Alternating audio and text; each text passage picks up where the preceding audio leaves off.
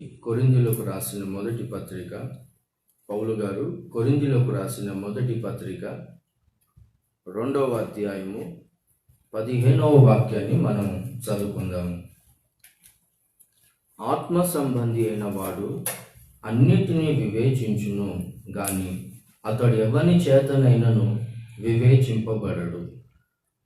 ఇక్కడ మనం గమనిస్తే దైవజనుడు అంటాడు, ఆత్మ సంబంధి అయిన వాడు అన్నిటినీ వివేచించును గాని అతను ఎవ్వడి చేతనైనను వివేచింపబడడు. వివేచించును అంటే గుర్తుపట్టును. ఆత్మ సంబంధి అయిన వాడు అన్నిటినీ గుర్తుపడతాడు.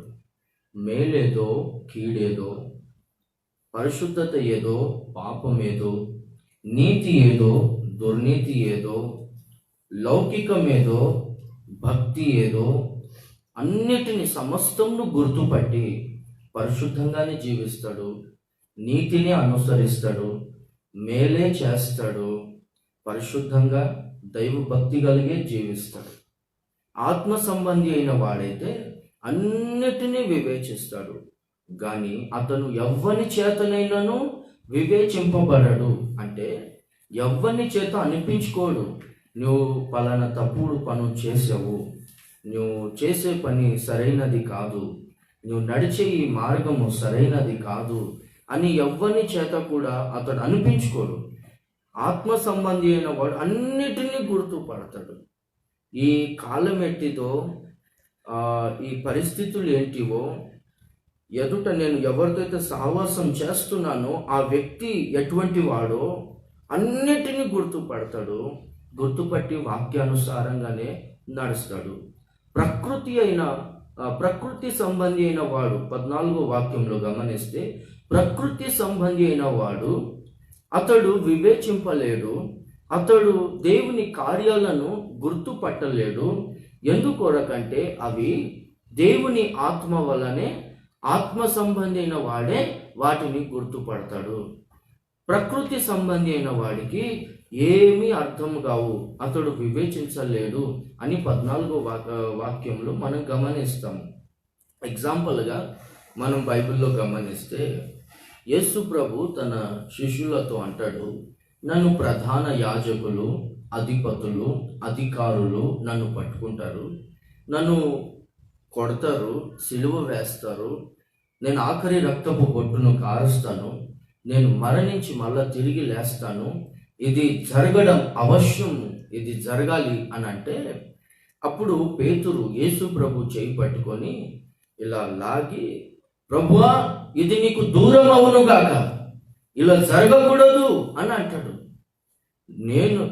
నిన్ను ప్రజలు పట్టుకోవడానికి వస్తే, అధికారులు, అధిపతులు, యాజకులు పట్టుకొని వస్తే నేను ఊరుకోను, ఇలా జరగకూడదు అని అంటే, వెంటనే యేసు ప్రభు పేతురుని చూసి, సాతానా నా వెనుకకి పో అని అంట. నువ్వు మనుషుల సంగతులే ఆలోచించుచున్నావు కానీ దేవుని సంగతులను నువ్వు వివేచించలేకపోతున్నావు, దేవుని సంగతులను నువ్వు గుర్తుపట్టలేకపోతున్నావు అని అంటాడు. మనుషుల రీతిలో ఆలోచిస్తున్నాడు. మనుషుల ఆలోచన ఏంటిదంటే, నా ప్రభు, నా గురువు, అతన్ని ఎవరైనా పట్టుకొని కొడితే ఇలా కొట్టకూడదు, ఆయనని ఇబ్బంది పెట్టకూడదు, ఆయన బాగుండాలి, క్షేమంగా ఉండాలని మనుషులు ఆలోచిస్తారు. అయితే మనుషుల ఆలోచన ఈ విధంగా ఉంటుంది. దేవుని ఆలోచన, దేవుని సంకల్పం ఏంటిదంటే, యేసు ప్రభు తన అద్వితీయ కుమారుడైన యేసు ప్రభు బలి అవ్వాలి, ఆఖరి రక్తపు బొట్టును కార్చాలి, మరణించాలి, మరణించి తిరిగి లేవాలి. ఇలా జరిగితేనే మానవాళికి రక్షణ కలుగుతుంది.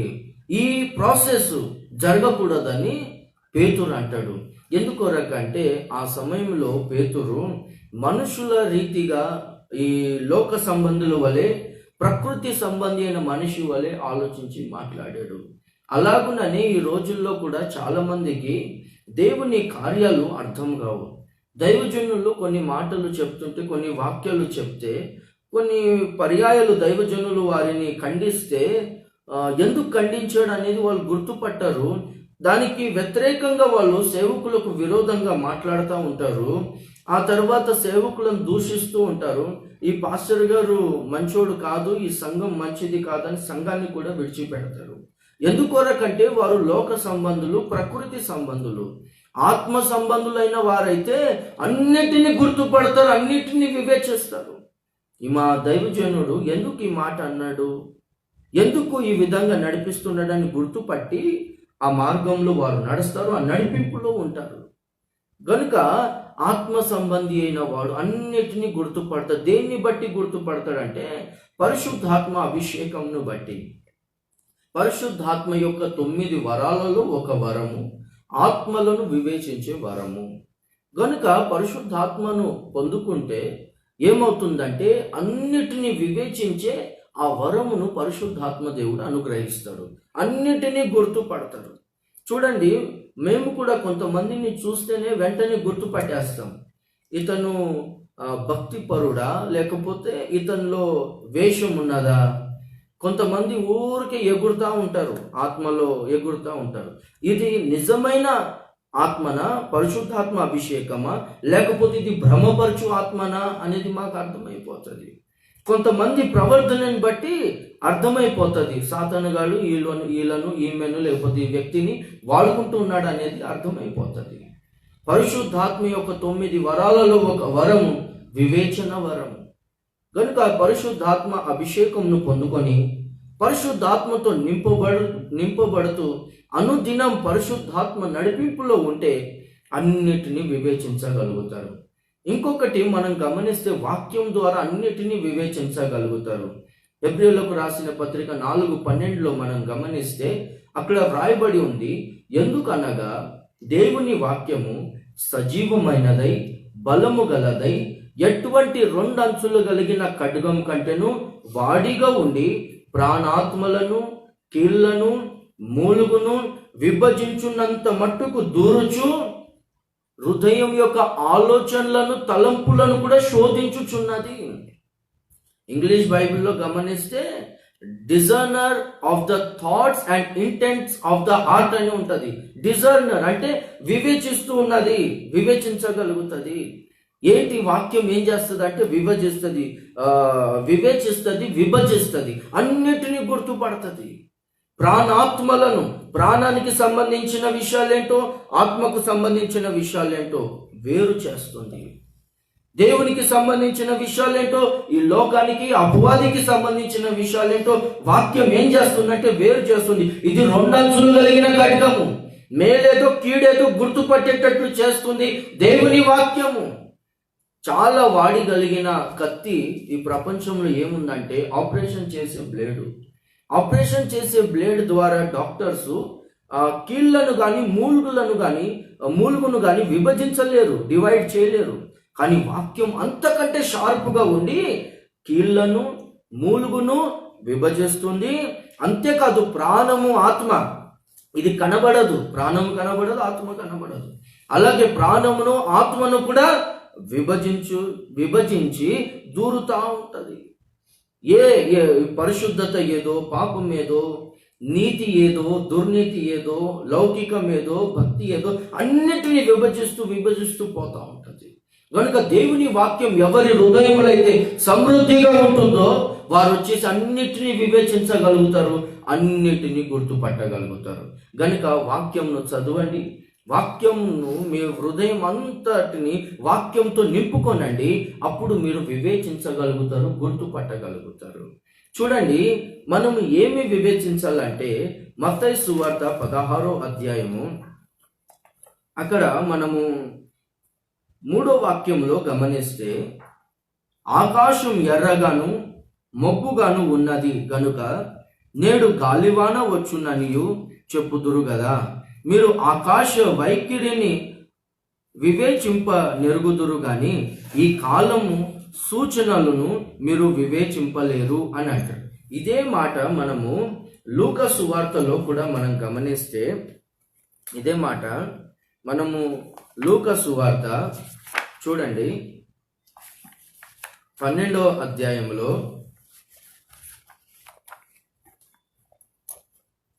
56వ వాక్యం.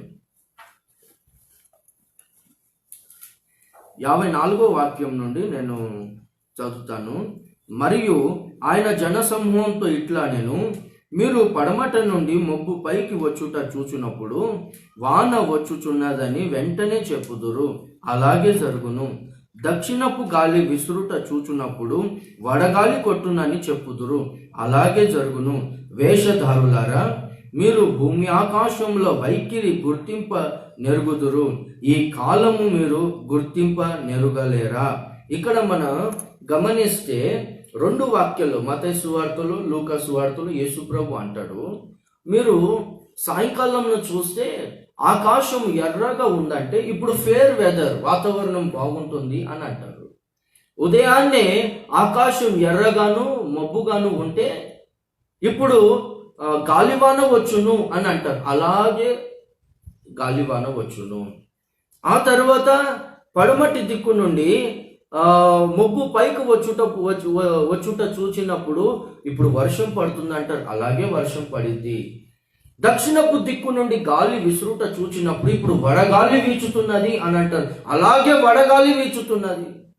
మీరు భూమి ఆకాశంలో వైఖరిని గుర్తించగలుగుతున్నారు, వివేచించగలుగుతున్నారు, కానీ ఈ కాలం ఎట్టిదో మీరు ఎందుకు వివేచించలేకపోతున్నారు అని అంటాడు. కాలమును వివేచించాలి, గుర్తుపట్టాలి. ఆత్మ సంబంధి అయిన వాడైతే ఈ కాలం ఎట్టిదో గుర్తుపడతాడు.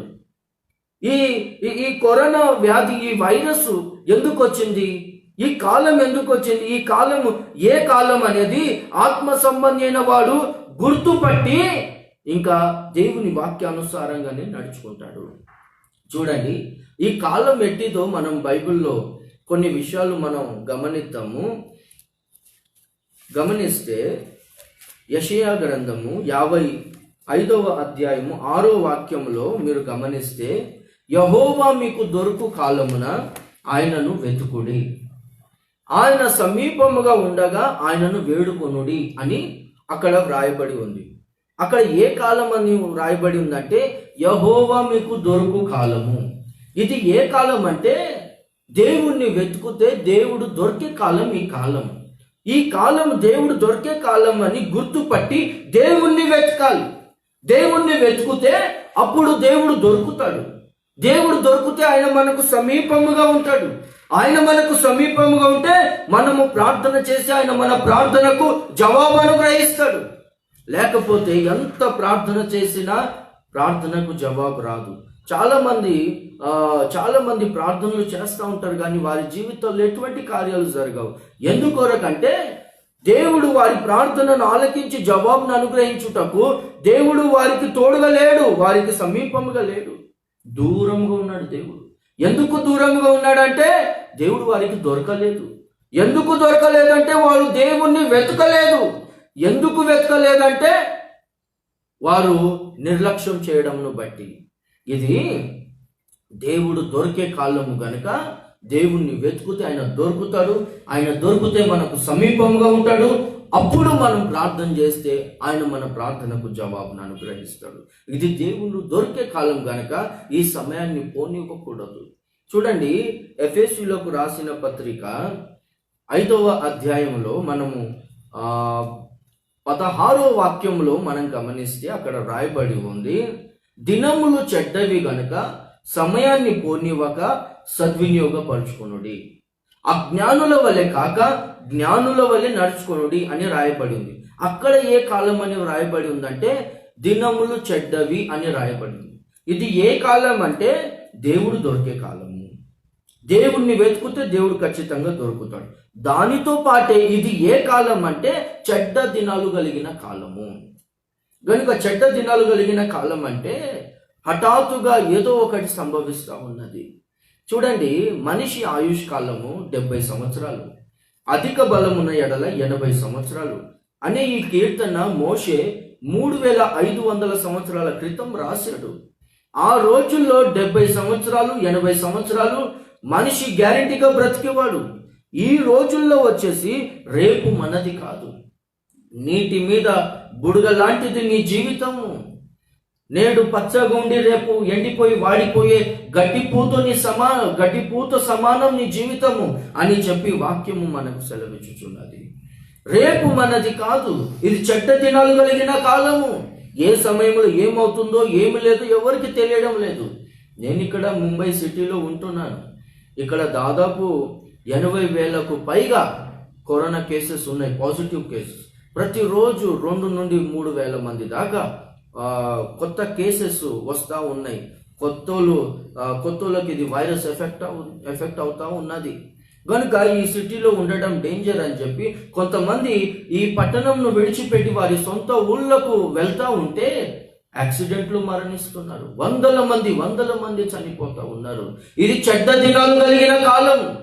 ఎప్పుడు ఏమవుతుందో ఏం లేదో తెలియదు. 2 వారాల క్రితం 36 వయసు కలిగిన ఆ అబ్బాయి చనిపోయాడు, ఆ వ్యక్తి చనిపోయాడు. రేపు మనది కాదు, ఇది చెడ్డ దినాలు కలిగిన కాలం. గనుక సమయాన్ని పోనివ్వక సద్వినియోగపరుచుకోనడి అని రాయబడి ఉన్నది. సమయాన్ని సద్వినియోగపరచుకోవడం అంటే చాలా మంది బాప్తిజం తీసుకోనండి, రక్షణ పొందండి అని అంటే ఇంకా సమయం ఉందిలే, ఇంకా టైం ఉందిలే అని అంటూ ఉంటారు. జీవితాన్ని మార్చుకోనండి, ఇంకా వాక్యానుసారంగా నడుచుకోనండి అని చెప్తా ఉంటే ఇంకా సమయం ఉందిలే అని అనుకుంటా ఉంటారు. వీళ్ళు ఎవరంటే అజ్ఞానులు. వీళ్ళు అనుకోవచ్చు నేను తెలివి కలిగిన వాడిని, నేను జ్ఞానవంతునని బైబిల్ చెప్తుంది. వీళ్ళు వెర్రి వాళ్ళు, అజ్ఞానులు అని బైబిల్ చెప్తుంది, మన వాక్యం చెప్తుంది. గనుక ఆత్మ సంబంధులైన వారు ఈ కాలంను గుర్తుపడతారు. ఇది దేవుడు దొరికే కాలం అని దేవుణ్ణి వెతుకుతారు.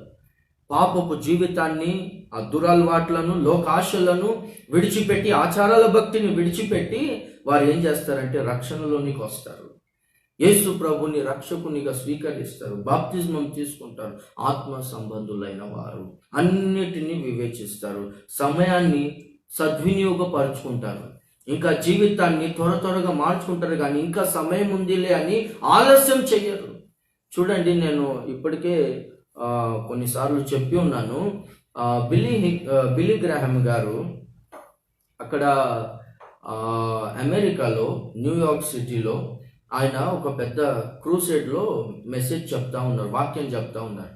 అంతలో హాలీవుడ్ యాక్ట్రెస్ అలాగా ఆ గ్రౌండ్ పక్కన నుండి వెళ్తా ఉంటే ఏంది ఇక్కడ ఎంతమంది జనాలు కూడుకున్నారని డ్రైవర్ని అడిగితే బిల్లీ గ్రాహమ్ గారు వాక్యం చెప్తున్నారు అని అంటే సైడ్లో కార్ ఆపండి అని చెప్పి కార్ ఆపుకొని గ్లాస్ దించుకొని ఆయన చెప్తున్న వాక్యంను విన్న తర్వాత మీటింగ్ అయిన తర్వాత ఆ రోజు రాత్రి పర్సనల్గా ఆయనను కలిసి ఎవండి మీరు చెప్పిన వాక్యం నా హృదయానికి హత్తుకునింది, నా జీవితాన్ని మార్చుకోవాలని ఉంది, నేను బాప్తిజం పొందాలని ఉంది, యేసు ప్రభుని రక్షకునిగా నేను అంగీకరిస్తున్నానని అంటే ఆయన చెప్పాడంట, ఇదే రక్షణ దినము, ఇదే అనుకూల సమయమమ్మా, నా మాట వినండి, బాప్తిజం తీసుకున్నాను, పదండి మీకు బాప్తిజం ఇస్తానంటే నేను బాప్తిజం తీసుకుంటానండి కానీ రేపు తీసుకుంటాను, ఈరోజు తీసుకోవడానికి అవ్వదు అని అడిగిందంట.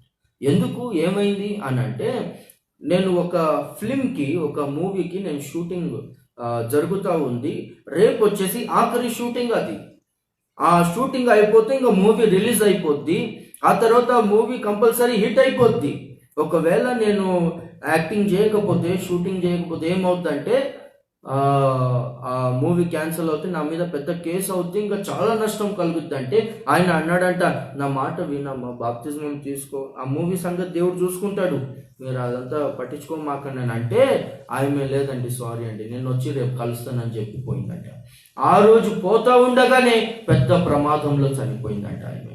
రేపు మనది కాదు, అజ్ఞానుల వలె కాక జ్ఞానుల వలె ఉండి సమయాన్ని సద్వినియోగపరచుకోవాలి. చూడండి, లూకా సువార్త 19వ అధ్యాయంలో మనం 42వ వాక్యం నుండి మనం గమనిస్తుంటే అక్కడ రాయబడి ఉంది, యేసు ప్రభు యెరూషలేం పట్టణమును సమీపించి ఒక ఎత్తైన స్థలం నుండి యెరూషలేం పట్టణమును చూసి యెరూషలేం పట్టణం గూర్చి ఏడుస్తాడు, చాలా దుఃఖపడతాడు. అంటాడు, యెరూషలేమా యెరూషలేమా, ప్రవక్తలను చంపుతానా, కోడి తన రెక్కల క్రిందికి తన పిల్లలను చేర్చుకున్నట్లు పలుమార్లు నా రెక్కలు నీ కొరకు చాపి తిని, కానీ నువ్వు నా రెక్కల క్రిందికి రానొల్లకపోతేవి. నీవు ఈ నీ దినమందైనను ఈ సమాధాన సంబంధమైన సంగతులు తెలుసుకొని ఎడల నీకు ఎంతో మేలు. అయితే అది ఎప్పుడో అని నీ కన్నులకు మరుగు చేయబడి ఉన్నది. దేవుడు నిన్ను దర్శించిన కాలమును నువ్వు గుర్తుపట్టలేదు, వివేచించలేదు. దేవుడు నిన్ను దర్శించిన కాలమును గుర్తుపట్టలేదు. నీవు గనుక శత్రువులు నీ చుట్టూ ముట్టడి వేసి ఉన్నారు, అన్ని ప్రక్కల నిన్ను అరికట్టి ఉన్నారు. నీతో పాటు నీ పిల్లలను కూడా నేల కలుపుతారు. నీలో రాతి మీద రాయి ఉండనివ్వని రోజులు రాబోతున్నాయి అని అన్నాడు. చూడండి, దేవుడు తన అద్వితీయ కుమారుడైన యేసు ప్రభు ద్వారా ఇజ్రాయేలీలను దర్శించాడు, యూదులను దర్శించాడు. అయితే ఈ ఇజ్రాయేలీలు యేసు ప్రభువే మా అభిషక్తుడు, మా క్రీస్తు, మా మెస్సయ్య, మా ప్రభువు అని చెప్పి ఆయనను ప్రభువుగా, మెస్సయ్యగా, క్రీస్తుగా, అభిషక్తునిగా, రక్షకునిగా వారు అంగీకరించలేదు. మా ప్రభువా, మా క్రీస్త, ఆయన ఇలా ఎలా ఉంటాడు? ఈయననేమో యోసేపు కార్పెంటర్ వాళ్ళ ఇంట్లో జన్మించాడు. ఆ తర్వాత గమనిస్తే ఆయన పేదోడు, పాపులతో పాటు తిరుగుతాడు, వారి దగ్గరికి పోయి వారికి ప్రచారం చేస్తూ ఉంటాడు. మా క్రీస్తు ఇలాగుంటాడు, మా క్రీస్తు రాజులకు రాజు, సృష్టికర్త. ఆయన మహా సైన్యంతో, దూతల దళంతో ఆయన వస్తాడు, మహామహిమతో వస్తాడు. ఈయన కాదు మా క్రీస్తు అని చెప్పి యేసు ప్రభుని వారు తిరస్కరించారు, యేసు ప్రభుని వారు రిజెక్ట్ చేశారు. రక్షకునిగా వారు ఆయనను స్వీకరించలేదు. అందుకొరకు ప్రభు అంటాడు, శత్రువులు నిన్ను చుట్టూ ముట్టడి వేశారు, అన్ని ప్రక్కల నిన్ను అరికట్టి ఉన్నారు. నీతో పాటు నీ పిల్లలను కూడా నేల కలుపుతారు. నీలో రాయి మీద రాయి ఉండనివ్వకుండా వాళ్ళు చేస్తారు. ఎందుకొరకంటే దేవుడు నిన్ను దర్శించిన కాలంలో నువ్వు గుర్తుపట్టలేదు, నువ్వు దేవునితో సమాధాన పడలేదు, నువ్వు రక్షణను తిరస్కరించావు. అందుకొరకు అలాగే యేసు ప్రభు చెప్పినట్లుగా 70 సంవత్సరాల తర్వాత క్రీస్తు శకం 70వ సంవత్సరం తీతు చక్రవర్తి యెరూషలేం మీదకి వచ్చి దాడి చేశాడు. ఆ తర్వాత యెరూషలేంలో ఉన్న వాళ్ళందరినీ, పురుషులందరినీ చంపేశాడు, స్త్రీలను చంపేశాడు, గర్భిణీ స్త్రీలను చంపేశాడు. చిన్న చిన్న పిల్లలు, 2 సంవత్సరాలకి లోపున్న పిల్లలను వారిని తీసుకొని ఒలీవ కొండ మీదకి తీసుకెళ్ళి ఆ చిన్న పిల్లల కాళ్ళు పట్టుకొని వాళ్ళ తలలను బండకేసి బాధాడు. వాళ్ళ తలలు పగిలి అక్కడే చచ్చిపోయారు. రక్తము నది వలె ప్రవహించిందంట.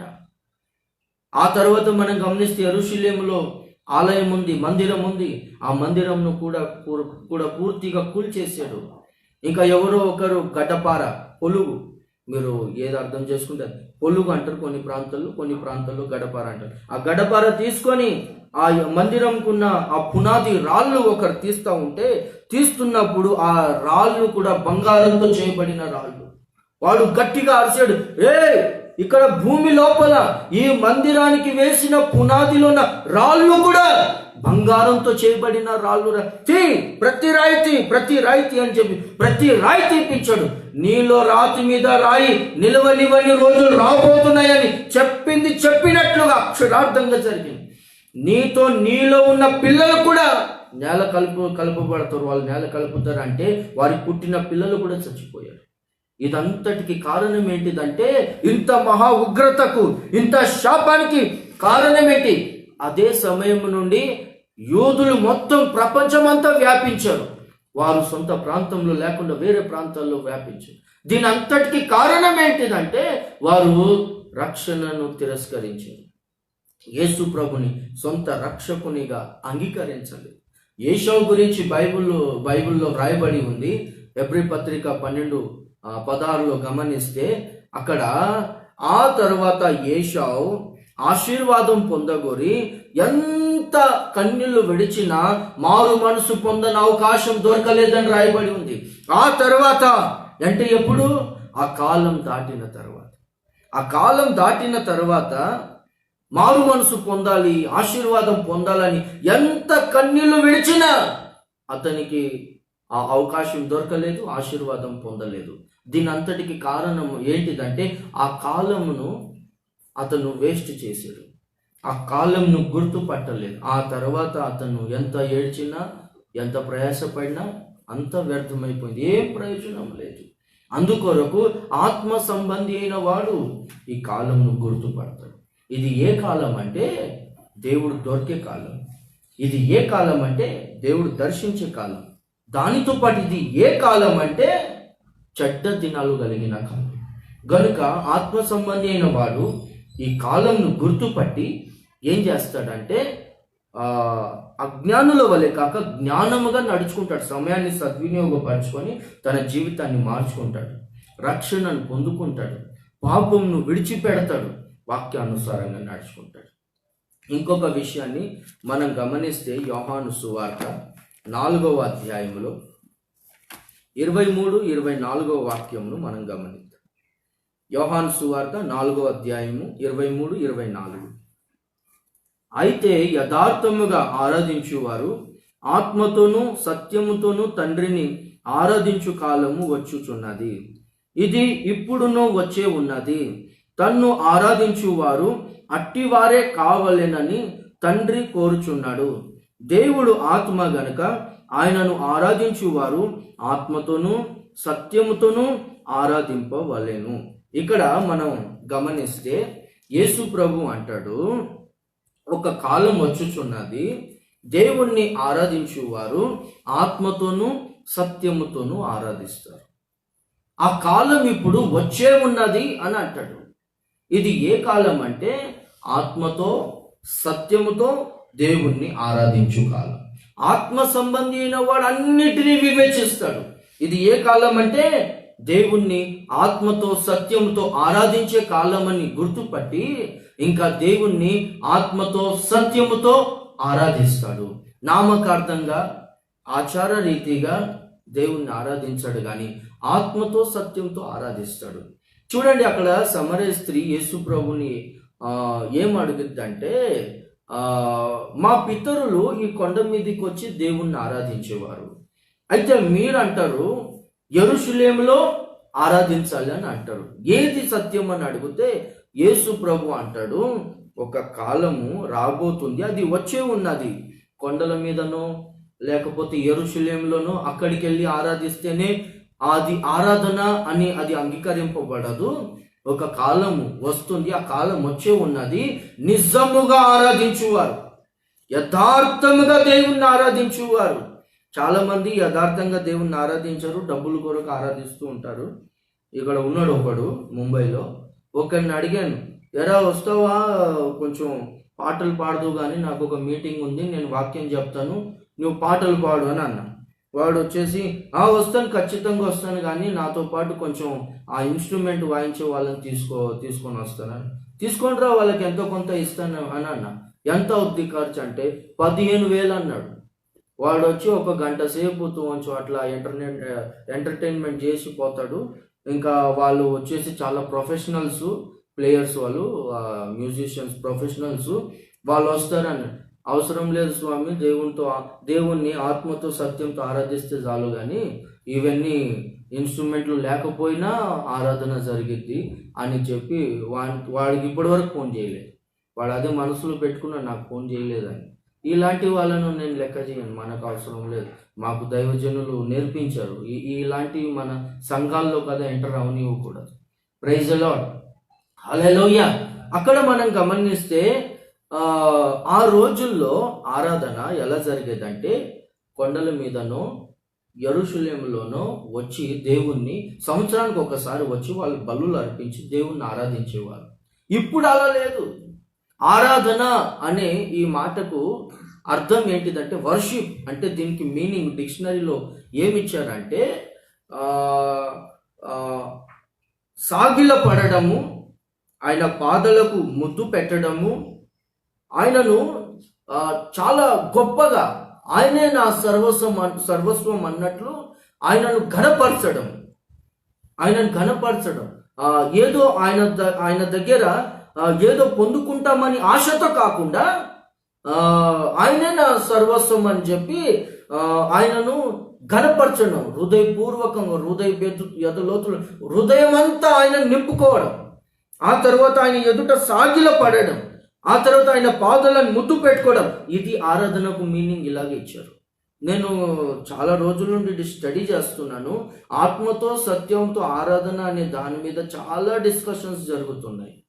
కొంతమంది ఏమో దావీదు నిబంధన మందసం ఎదుట నాట్యం ఆడాడు కదా, మనం కూడా నాట్యం ఆడాలి, డ్యాన్స్ ఆడాలని కొంతమంది. మరి కొంతమంది వచ్చేసి అలా నాట్యం ఆడకూడదు, మనం మౌనంగా ఉండాలని మరి కొంతమంది ఎలా అంటే మౌనంగా ఉండకూడదు, అలా డ్యాన్స్లు ఆడకూడదు, మనం దేవుణ్ణి స్తుతిస్తూ ఉండాలి, అన్న భాషలతో మాట్లాడుతూ ఉండాలి అని మరి కొంతమంది. ఇట్లాగా ఎవరికి ఉండే ఆలోచనలు వాళ్ళు చెప్తా ఉన్నారు. వాళ్ళకి తప్పు అని నేను అనను. కానీ మనము బైబిల్లో గమనిస్తే అక్కడ స్పష్టంగా రాయబడి ఉంది, దేవుడు ఆత్మ గనుక దేవుణ్ణి ఆరాధించు వారు శరీరంతో కాదు ఆత్మతోనూ సత్యముతోనూ ఆరాధించాలి. ఎందుకొరకంటే దేవుడు ఆత్మ గనుక మనం ఆత్మతో ఆరాధించాలంటే ఏంటి? ఆ రోజుల్లో శరీరంతో ఆరాధన జరిగేది. ఎలాగంటే వాళ్ళు సంవత్సరానికి ఒకసారి లేకపోతే విశ్రాంతి దినమున అలాగా మందిరాలకు వచ్చి వాళ్ళు బలులు అర్పించి వాళ్ళు దేవుణ్ణి ఆరాధించేవారు. వారి గురించే యేసు ప్రభు అంటాడు, మీరు పెదవులతో మాత్రమే స్తుతిస్తున్నారు కానీ మీ హృదయం నాకు దూరముగా ఉన్నది. అంటే శరీరంతో ఆరాధన జరిగేది. ఆత్మతో ఆరాధన అంటే ఆరాధనకు మీనింగ్ ఏంటి? సాగిలపడము, ఆయన ముద్దు పెట్టడము, ఆయనను కొనియాడడం, ఆయనను గణపరచడం. ఆత్మలో అది జరగాలి. ఆత్మలో మనం ఆయనలో అలాగా లీనమైపోవాలి. ఆయన మన హృదయం అంతా నిండిపోవాలి. చూడండి, దీనికి ఎగ్జాంపుల్ వచ్చేసి పాత నిబంధనలో ప్రత్యక్షపు గుడారం ఉన్నది. ప్రత్యక్షపు గుడారంలో ఆవరణం ఉన్నది, పరిశుద్ధ స్థలం ఉన్నది, అతి పరిశుద్ధ స్థలం ఉన్నది. మనిషి కూడా ఒక గుడారం అని చెప్పి 2 కొరింథీ 5వ అధ్యాయంలో రాయబడి ఉంది. అక్కడ ప్రత్యక్షపు గుడారంలో ఆవరణము, పరిశుద్ధ స్థలము, అతి పరిశుద్ధ స్థలం ఎలాగైతే ఉన్నదో అట్లాగే శరీరం అనగా ఆవరణమునకు సాదృశ్యము, ప్రాణం అనగా పరిశుద్ధ స్థలమునకు సాదృశ్యము, ఆత్మ అతి పరిశుద్ధ స్థలమునకు సాదృశ్యం. ప్రజలందరికీ కనబడేది ఆవరణం. పరిశుద్ధ స్థలము, అతి పరిశుద్ధ స్థలం బయట ఎవరికి కనబడదు.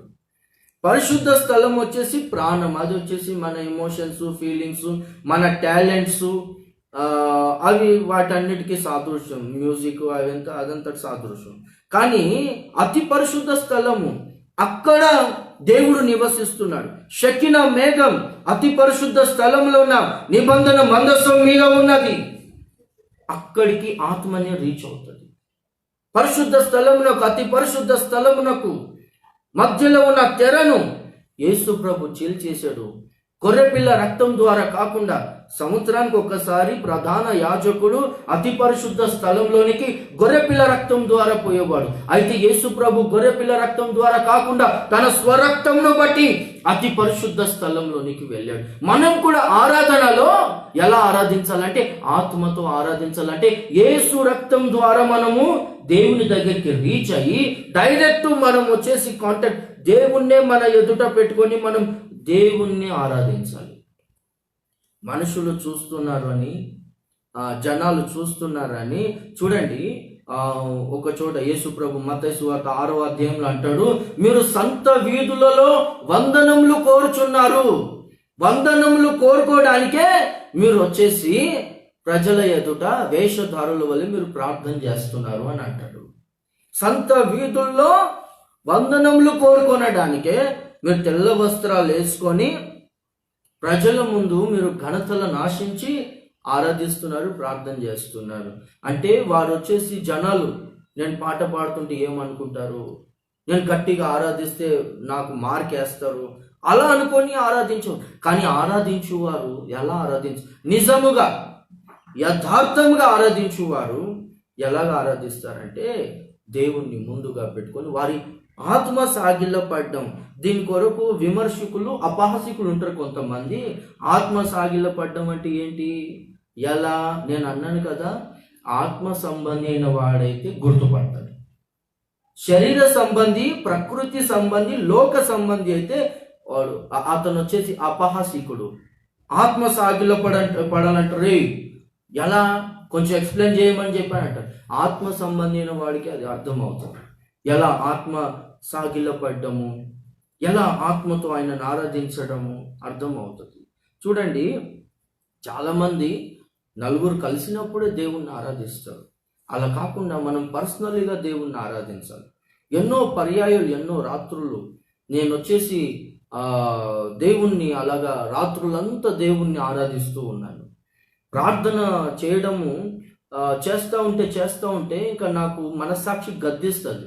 ఎంతసేపు దేవుణ్ణి అడుగుతానే ఉండాలా, దేవుణ్ణి ఆరాధించకూడదని చెప్పి నేను రిక్వెస్ట్లని పక్కన పెట్టేసి కేవలం ఆయనను ఆరాధిస్తుంటాను. అన్య భాషలతో మాట్లాడుతుంటాను. ఒక సిచ్యువేషన్ ఎలా వచ్చిందంటే అలా ఆరాధనలో అన్య భాషల ద్వారా మనం పాటలు పాడగలుగుతాం. దేవుడు ఆ రాగాలను ఇస్తాడు. ఆ అనుభవం మీకు వస్తుంది, ఎక్స్పీరియన్స్ వస్తుంది. మీరు అలాగా ఆత్మతో దేవుణ్ణి ఆరాధించండి. చూడండి, దాంట్లో బైబిల్లో మనం గమనిస్తాం. మొదటి అధ్యాయం, ప్రకటన గ్రంథం 1వ అధ్యాయం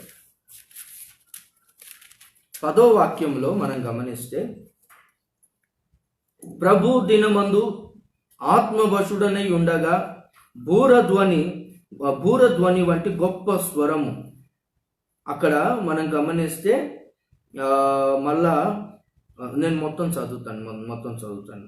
ప్రభు దినమందు ఆత్మవశుడనై ఉండగా బూరధ్వని వంటి గొప్ప స్వరము నువ్వు చూచుచున్నది పుస్తకములో వ్రాసి ఎఫెసు, స్మరణ, పెర్గము, తుయతైరా, సార్దీస్, ఫిలదెల్ఫియా, లవోదైకియా అను 7 సంఘములకు పంపుమని చెప్పుట నా వెనుక వింటిని. అక్కడ మనం గమనిస్తే ఇక్కడ ప్రభు దినమందు అంటే ఆదివారపు దినమున, అంటే దేవుణ్ణి ఆరాధించడానికే నిర్ణయించబడిన ఆ దినమున అతను ఒంటరిగా పద్మోస్ దీవులో అతన్ని బాగా వేడిగా ఉన్న నూనెలో వేశారు. ఆయనకేమవ్వలేదు. యోహాను గారికి ఎంతో కొట్టారు, రాళ్లతో కొట్టారు, కానీ ఆయనను చావలేదు. ఇతను ఎట్లాగో చావట్లేదు అని చెప్పి పద్మోస్ దీవులో పెట్టేశారు ఆయన్ని. అక్కడ ఆకలితో చచ్చిపోతాడు, అక్కడ పలకరించడానికి ఎవరు ఉండారని చెప్పి అక్కడ వేసేసారు. ఆదివారం రోజున దేవుణ్ణి ఆరాధించే దినం అని చెప్పి ఒంటరిగా దేవుణ్ణి ఆరాధిస్తూ ఉన్నాడు. ఎలా ఆరాధిస్తున్నాడు అంటే ఆత్మతో దేవుణ్ణి ఆరాధిస్తున్నాడు. ప్రజలు ఎవరు లేరు, అక్కడ ఒంటరిగా ఉన్నాడు.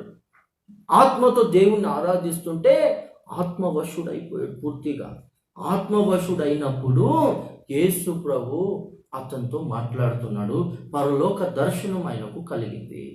ఆత్మతో సత్యంతో ఆరాధిస్తే యేసు ప్రభు స్వరంను వింటావు, దైవ దర్శనాలు కలుగుతాయి. నీ ఆత్మీయ స్థితి, స్పిరిచువాలిటీ అనేది ఆ స్టేటస్ అనేది పెరుగుతుంది. అలాగా దేవుణ్ణి ఆరాధించాలి. ఇలాంటి సంభవమే మనకు దినకరనయ్య గారు కూడా చెప్తాడు. ఆయన పుస్తకాలు ఉన్నాయి, నా దగ్గర ఒక పుస్తకం ఉంది, హెవెన్ అని చెప్పి. అందులో కూడా ఆయన చెప్తాడు, ఆయన దేవుణ్ణి ఆరాధిస్తుండగా ఆత్మవశుడై ఉండగా పరిశుద్ధాత్మ దేవుడు ఆయన ఆత్మను పరలోకానికి తీసుకెళ్ళాడు. పరలోకంలో యేసు ప్రభు ఎలా ఉన్నాడు, తండ్రి ఎలా ఉన్నాడు, పౌలు గారు ఎలా ఉన్నాడు, పేతురు గారు ఎలా ఉన్నాడు, శిష్యులందరూ ఎలా ఉన్నారు, పరలోకం ఎలా ఉంది, నరకం ఎలా ఉంది, అదంతా చూసిన అయ్యగారు పుస్తకంలో రాసాడు. ఇంటర్వ్యూలో కూడా చాలా ఇచ్చాడు. అట్లాగా మనం దేవుణ్ణి ఆత్మతో సత్యముతో ఆరాధించాలి. ఇది ఏ కాలం అంటే ఆత్మతో సత్యముతో ఆరాధించాలి. చాలా మంది కేవలము హాజరు వేయడానికి మందిరానికి వస్తారు. కొంతమంది ఈ ఫేస్బుక్లో కూడా చాలామంది ఎప్పుడు చూసినా స్క్రోల్ చేస్తూ ఉంటారు. నేను అడుగుతున్నాను, మీరు చూసారా, వాక్యం వింటున్నాను? చూశాను. ఎంతసేపు చూశారు? కొద్దిసేపు చూశాను, 3 నిమిషాలు 2 నిమిషాలు చూశాను. లైక్ కూడా కొట్టానని అంటున్నారు. సిగ్గు లేకుండా లైక్ కూడా కొట్టానని అంటున్నారు. కామెంట్ కూడా పెట్టానుగా, ఏదో గొప్ప పని చేసినట్లు, ఏదో ₹1,00,000 ఆఫరింగ్ ఇచ్చిన అంత ఫీలింగ్ అలాగా ఉంది. ఇది ఏ కాలం అనేది గుర్తుపట్టి మనం ఆత్మతో సత్యముతో దేవుణ్ణి ఆరాధించాలి. ఆచారాల ప్రకారము నామకార్థంగా జీవించడము, ఇలాంటి జీవితంలో ఇలాంటి భక్తి చేయకుండా ఇంకా మారాలి. డైరెక్ట్ దేవునితో మన కాంటాక్ట్ ఉండాలి. మనము పూర్తిగా లీనమైపోవాలి. ఆరాధన చేస్తున్నప్పుడు దేవుణ్ణి మన ఎదుట పెట్టుకొని మన మనోనేత్రాలతో దేవుణ్ణి చూస్తూ మనం ఆత్మలో దేవుణ్ణి ఆరాధించాలి. Praise the lord. మనుషుల దగ్గర ఘనతలు పొందడానికి మార్కుల కొరకు మనం ఆరాధించకుండా మనం వచ్చేసి దేవుడు మనల్ని రిసీవ్ చేసుకునేటట్లుగా మనం ఆ విధంగా ఆరాధించాలి. ఇంకొక విషయాన్ని మనం చదువుకొని ప్రార్థన చేసుకుందాం. కొంచెం సమయం ఎక్కువైంది, దయచేసి క్షమించండి. నాకు ఇవ్వబడిన సమయం కొంచెం ఎక్కువైంది, దయచేసి క్షమించండి. ఈ వాక్యంను చదువుకొని మనం ప్రార్థన చేద్దాము. మత్తయి సువార్త చాలువేనా? మత్తయి సువార్త 24వ అధ్యాయం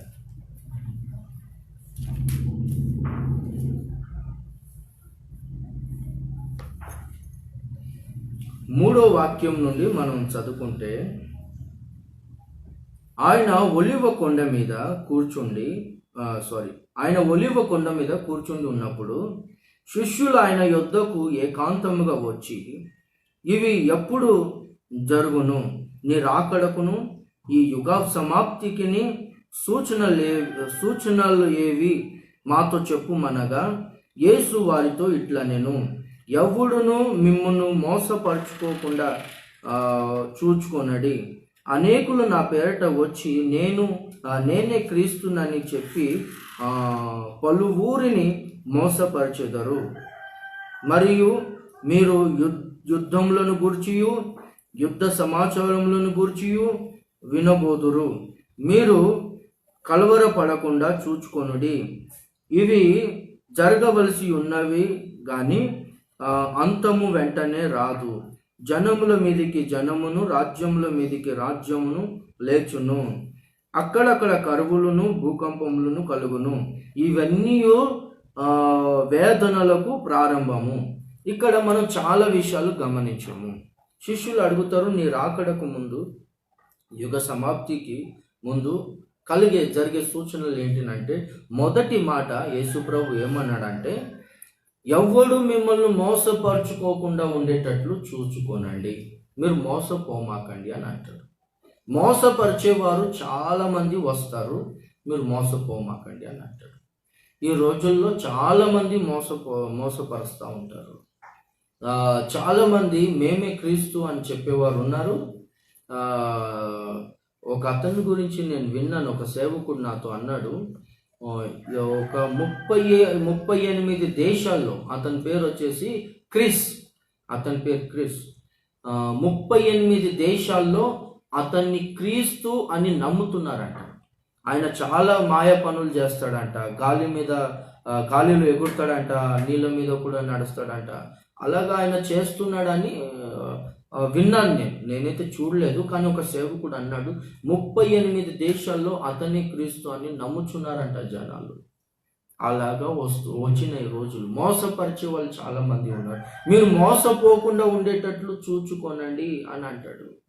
చూడండి, పౌలు గారు కూడా 1 కొరింథీ 11:2 మనం గమనిస్తే అక్కడ అంటాడు, ఒక్కడే పురుషుడైన యేసుక్రీస్తుకి మిమ్మల్ని పవిత్రమైన కన్యకగా సమర్పించాలని నేను ప్రదానం చేసి ఉన్నాను మిమ్మల్ని అని అంటాడు. సర్పము తన కుయుక్తి చేత హవ్వని మోసపరిచినట్లుగా మీరు ఎక్కడైనా మోసపోతారేమో, క్రీస్తు సరళత నుండి, పవిత్రత నుండి మీరు తప్పిపోతారేమో, మిమ్మల్ని కూర్చి నేను భయపడుచున్నాను అని అంటున్నాడు. సర్పము తన కుయుక్తి చేత హవ్వను మోసపరిచాడు, ఇంకా హవ్వ మోసపోయింది. ఎలా మోసపరిచాడు? సర్పములో జూరి సాతానుగాడు, ఇది నిజమా? ఈ తోటలో ఉన్న ప్రతి వృక్ష ఫలము తినకూడదు, ఏ వృక్ష ఫలం కూడా తినొద్దని అన్నాడు, ఇది నిజమా అని అంటే ఆమె అంటది, లేదు, ఈ తోటలో ఉన్న ప్రతి వృక్ష ఫలంను తినొచ్చు, అయితే ఈ తోట మధ్యలో ఉన్న మంచి చెడులను వివేచించి ఆ వృక్ష ఫలం, ఆ చెట్టు ఫలంను తినవద్దని అన్నాడు. తిన్న మరుక్షణమే చచ్చిపోతామని అన్నాడు. అయితే ఈడు అంటాడు, లేదు మీరు చావరు, అబద్ధాలు చెప్పాడు. మీరు తినండి, మీ కన్నులు తెరవబడతాయి. మీరు దేవతల వలె మార్చబడతారు. మీరు తినండి అని చెప్పి అబద్ధాలు చెప్పి మోసం చేసి ఆ పండును తినేటట్లు చేశారు. ఆ తర్వాత వారికి మరణం సంభవించిందని మనం గమనిస్తాం. దేవునితో నా సంబంధం, ఆ సావాసం వాళ్ళు కోల్పోయారని మనం గమనిస్తాం. ఈ రోజుల్లో కూడా చాలామంది ఎలాగుంటారంటే, పర్లేదులే మీరు తినొచ్చు, మీరు తాగొచ్చు, పర్లేదులే మీరు సినిమాలకు వెళ్ళొచ్చు, పర్లేదులే మీరు ఆ పనులు చేయొచ్చు, ఈ పనులు చేయొచ్చు, ఏమవదు, అందరు చేస్తున్నారుగా, అందరూ అటు వెళ్తున్నారుగా, మామూలే. చాలామంది సేవకులు కూడా చేస్తున్నారు, చాలామంది విశ్వాసులు కూడా చేస్తున్నారు అని. చూడండి సాతాను గాడు ఎలా వస్తాడంటే వెలుగు దూత వేషంలో వస్తాడని రాయబడి ఉంది. వెలుగు దూత దేవునికి సంబంధించిన దూత. అయితే సాతానుగాడు వెలుగు దూత వేషం వేసుకొని వస్తాడంట. వెలుగు వాళ్ళు లేదు, వాళ్ళు అంత అంధకారమే ఉంది, కానీ వాడు ఆ వేషం వేసుకొని వస్తాడు. దానికి అర్థం ఏంటిదంటే, ఎవరైనా ఒక పాస్టర్ ద్వారా, ఇప్పుడు యేసు ప్రభు పేతురుని సాతానా నా వెనుకకు పో అని అన్నాడు. పేతురు గారు చీఫ్ పాస్టర్ కదా, మొదటిగా సేవకు వచ్చిన ఆయన. అట్లాగా వెలుగు దూత వేషం అంటే ఎవరైనా ఒక సేవకుడు, లేకపోతే ఎవరైనా ఒక సీనియర్ విశ్వాసి, వారి ద్వారా సాతాను గాడు మాట్లాడతాడు. మోసపరిచేవారు అనేకులు ఉన్నారు. సేవకులు కూడా చాలామంది ఎలా ఉన్నారంటే, విశ్వాసులుగా మీరు చూస్తుంటే కొంచెం వినండి, తర్వాత ఎవరైనా చూసేవాళ్ళంటూ మీరు ఖచ్చితంగా ఈ మాటను గ్రహించండి. ఇక్కడ మా దగ్గర ఒక అతను ఉన్నాడు. అతను వచ్చేసి ఎక్కడో హిమాచల్లో ఉంటాడంట. ఇక్కడికి వచ్చి మూడు నెలలు ఇక్కడే ఉంటాడు. ఇంకా మొత్తం బొంబాయిలో ఉన్న ప్రతి వేరే వేరే సంఘస్థుల విశ్వాసులను పరిచయం చేసుకుంటాడు. అక్కడికి పోతాడు. దేవుడు నా జీవితంలో ఇలా చేసి, నేను ఒకప్పుడు సాధుని, అది ఇది ఆత్మహత్య చేసుకోబోతుంటే నేను దూకాను, అలాగ నేను కళ్ళు తెరిచేసరికి పైన ఉన్నాను, దేవుడు తన చేతితో నన్ను పైకి లేపి పెట్టాడు. అంత సినిమాలో గ్రాఫిక్స్ చూపెడతాడు మొత్తం. నాకు అర్థమవుతుందిగా, పరిశుద్ధాత్మ దేవుడు వివేచన వరమును అనుగ్రహిస్తాడు కదా, గుర్తుపడతాం మేము. అన్ని అబద్ధాలు. ఆ తర్వాత అన్ని చెప్తాడు, గ్రాఫిక్స్ చెప్తాడు మొత్తం. ఆ తర్వాత నేను పలానా చోటికి వెళ్ళాను, వారికి సంతానం కలిగింది, ఆ కుంటోడు నడిచాడు, ఆ గుడ్డోడు బాగా, నేను ఒకరింటికి వెళ్ళాను, ఏంది మీ గురించి అలా చెప్పాడు సాక్ష్యం అంటే, లేదు చేశాడు ప్రార్థన, కానీ చాలామంది చేశారు ప్రార్థన, కొంచెం అలాగా పర్వాలేదండి అని అన్నారు వాళ్ళ అబ్బాయి గురించి. ఇతను వచ్చేసి నా ద్వారా జరిగింది, నిన్ననే మొన్ననే అని అంటూ ఉంటాడు. అన్ని అబద్ధాలు. ఇవన్నీ చెప్పిన తర్వాత ఏమంటాడంటే, హిమాచల్లో ఎక్కడా చర్చ్ లేదు, మొట్టమొదటిగా నేను చర్చ్ కట్టబోతున్నాను, మొదటి సంఘం మాదే ఉంటుంది, కనుక మీరు డొనేషన్ ఇవ్వండి అని చెప్పి, కానుకలు ఇవ్వండి అని చెప్పి అందరి దగ్గర కానుకలు అడుగుతూ ఉంటాడు. మోసపరిచేవారు, మాయ చేసేవారు. హిమాచల్లో నాకు తెలిసి ఫేస్బుక్లో ఫ్రెండ్ ఉన్నాడు, పాస్టర్ పాల్ విక్కీ వేడ్ అని చెప్పి, ఆయన హిమాచల్లో ఘనంగా సేవ చేస్తున్నాడు, అందరు నాకు తెలుసు. అయితే మాయ చేసేవాళ్ళు, మోసం చేసేవాళ్ళు ఉన్నారు, గుర్తుపట్టండి. మీ సేవకుడు, మీ సంఘంలోన మీ సేవకుడు, మీ పాస్టర్ గారు ఏం చెప్తాడో అది చేయండి. వేరే వాళ్ళందరినీ ఇండ్లలో చేర్చుకొని వారి మాయ మాటల్లో పడమాకండి. మీరు దేవుడు మిమ్మల్ని ఆశీర్వదించును గాక. చూడండి, మోసపరిచే కాలం ఇది. మోసపరిచేవారు చాలామంది వచ్చిన కాలము. మోసపోకుండా ఎక్కడ మీ పవిత్రతను, మీ భక్తిని, మీ విశ్వాసమును పోగొట్టుకోకుండా ఉండేటట్లుగా మీరు జాగ్రత్త పడండి. ఈ అంత్య దినాలు వచ్చినాయి, అక్కడ రాయబడి ఉంది, అక్కడక్కడ కరువులు, భూకంపాలు సంభవిస్తాయి. ఆఫ్రికా దేశాల్లో ఎన్నో దేశాలు కరువుతో పీడింపబడుతున్నాయి. ప్రతిరోజు ఇంచుమించుగా 25 చోట్ల భూకంపం వస్తుందంట, సర్వేలో తేలింది. భూకంపాలు కలుగుతూ ఉన్నాయి, మిడతలు వస్తాయి, ఈ తెగుళ్ళు వస్తాయి. ఇవన్నీ అంత్య దినములకు సాదృశ్యం. గనుక ఈ కాలంను గుర్తుపట్టి, ప్రభు రాకడ దగ్గర పడిందని చెప్పి గుర్తుపట్టి, మనము దేవుని రాకడ కొరకు, యేసయ్య రహస్య రాకడ కొరకు మనము సిద్ధపడాలి. మనము సిద్ధపడడానికి మనం ప్రతిరోజు పరిశుద్ధాత్మ చేత నింపబడుతూ ప్రార్థన చేసుకుంటూ ఆయన రాకడ కొరకు వేచి ఉండాలి. ఆయన రాకడ కొరకు మనము సిద్ధముగా ఉండాలి. దేవుడి వాక్యంను దీవించును గాక. నాకు సమయం ఇచ్చిన పాస్టర్ రమేష్ గారికి కూడా నా వందనాలు. దేవుడు ఆయనను, ఆయన సంఘాన్ని, పరిచర్యను దేవుడు ఆశీర్వదించును గాక. ఈ బెతానియా స్వరం ఫేస్బుక్ పేజ్ని దేవుడు డెవలప్ చేయును గాక. ఆమెన్. కళ్ళు మూసుకోనండి, ప్రార్థన చేద్దాం. Praise the lord, praise the lord, praise the lord, praise the lord, praise the lord, praise the lord, praise the lord, praise the lord, praise the lord. ఈ కాలానికి సంబంధించిన ఒక పాట పాడుకొని చిన్న ప్రార్థన చేస్తాను. సియోను రాజు తన స్వాస్థ్యము కొరకై రానయ్యుండగా, త్వరగా రానయ్యుండగా, సంపూర్ణ సిద్ధి నొందా స్థిరపడేదము సంగ సావాసములో, ప్రేమ సామ్రాజ్యములో. సియోను రాజు తన స్వాస్థ్యము కొరకై రానయ్యుండగా, త్వరగా రానయ్యుండగా, సంపూర్ణ సిద్ధి నొందా స్థిరపడేదము సంగ సహవాసములో, ప్రేమ సామ్రాజ్యములో. సియోను రాజు వివేచించుమా, క్రమపరచు ప్రతి ఆత్మను ఏర్పరచబడిన వారే తొలిల్లుచున్న కాలమిదే. వివేచించుమా, క్రమపరచు ప్రతి ఆత్మను ఏర్పరచబడిన వారే తొలిల్లుచున్న కాలమిదే. వీర విజయముతో నడిపించుచున్న పరిశుద్ధాత్మునికి విధేయులమై నిలిచియుందుము. వీర విజయముతో నడిపించుచున్న పరిశుద్ధాత్మునికి విధేయులమై నిలిచియుందుము. సియోను రాజు తన స్వాస్థ్యము కొరకై రానయ్యుండగా, త్వరగా రానయ్యుండగా, రానయ్యుండగా, త్వరగా రానయ్యుండగా, సంపూర్ణ సిద్ధి నొందా స్థిరపడెదము సంగ సహవాసములో, ప్రేమ సామ్రాజ్యములో.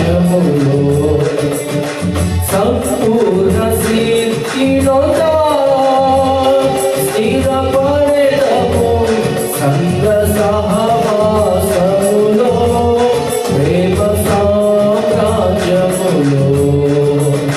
సియోను రాజు అధైర్యపడకు, వదంతులెన్నో విన్నరు, ఆత్మాభిషేకము కలిగి కృపలో నిలిచే కాలమిదే. అధైర్యపడకు, వదంతులెన్నో విన్నరు, ఆత్మాభిషేకము కలిగి కృపలో నిలిచే కాలమిదే.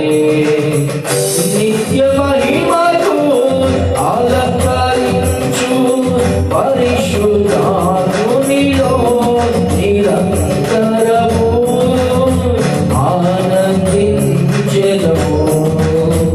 నిత్య మహిమకు అలంకరించు పరిశుద్ధాత్మునిలో నిరంతరము ఆనందించెదము. సియోను రాజు